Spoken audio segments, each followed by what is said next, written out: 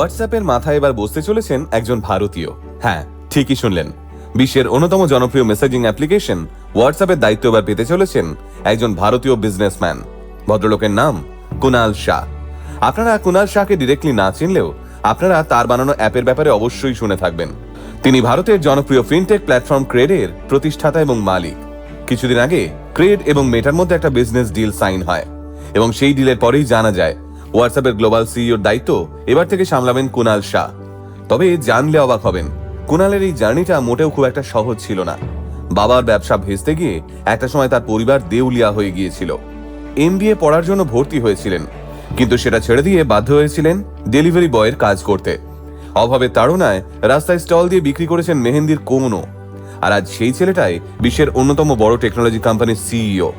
কিন্তু এখন প্রশ্নটা হলো, আইআইটি বা আইআইএম এর কোনো বড় বিজনেস ডিগ্রি ছাড়া কিভাবে এত বড় কোম্পানির দায়িত্ব পেলেন কুনাল? কি এমন শর্ত ছিল ওই বিজনেস ডিলে?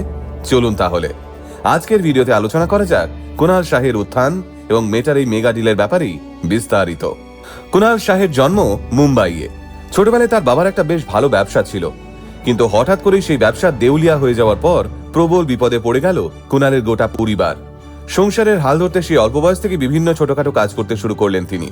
শুনলে অবাক হবেন, মাত্র 15 বছর বয়সের মধ্যেই ডেলিভারি কর্মী, ডেটা অপারেটর, রাস্তার ধারে মেহেন্দি বিক্রেতা, সাইবার ক্যাফে অপারেটর, সিডি বিক্রি এবং কম্পিউটার শিক্ষকের মতো হরেক রকমের কাজ তাকে করতে হয়েছিল।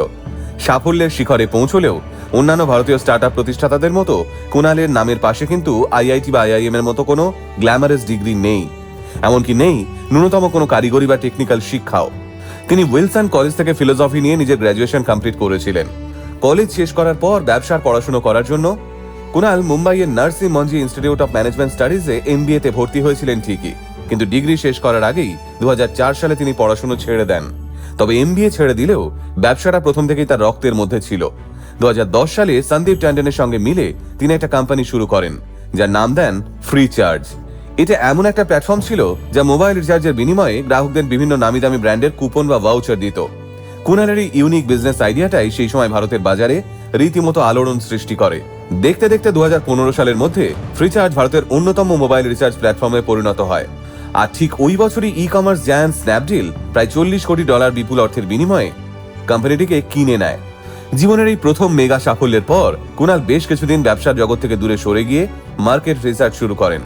এই সময় তিনি লক্ষ্য করেন, ভারতে যারা সময় মতো ক্রেডিট কার্ডের বিল পরিশোধ করেন বা যাদের ক্রেডিট স্কোর ভালো, তাদের জন্য বিশেষ কোনো পুরস্কার বা সুবিধার কোনো ব্যবস্থাই নেই। আর এই ভাবনা থেকেই 2018 সালে জন্ম হয় তার নতুন ব্রেনচাইল্ড ক্রেডের। ক্রেড হলো এমন একটা অ্যাপ যা ভালো ক্রেডিট স্কোর থাকা গ্রাহকদের ক্রেডিট কার্ডের বিল পরিশোধ করতে সাহায্য করে এবং তার বিনিময়ে বিভিন্ন ক্যাশব্যাক এবং প্রিমিয়াম ব্র্যান্ডের নানান সুবিধা প্রদান করে। বর্তমানে এই প্ল্যাটফর্মটির প্রায় 1,70,00,000 সক্রিয় গ্রাহক রয়েছেন। আর এই ক্রেডের বিপুল সাফল্যের হাত ধরেই আজ হোয়াটসঅ্যাপের মতো গ্লোবাল প্ল্যাটফর্মের মাথায় বসতে চলেছেন এক সময়ের মেহেন্দি বিক্রেতা কুনাল শাহ।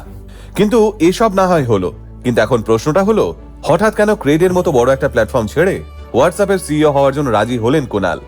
আসলে এর পিছনে রয়েছে একটা বিশাল বিজনেস ডিল।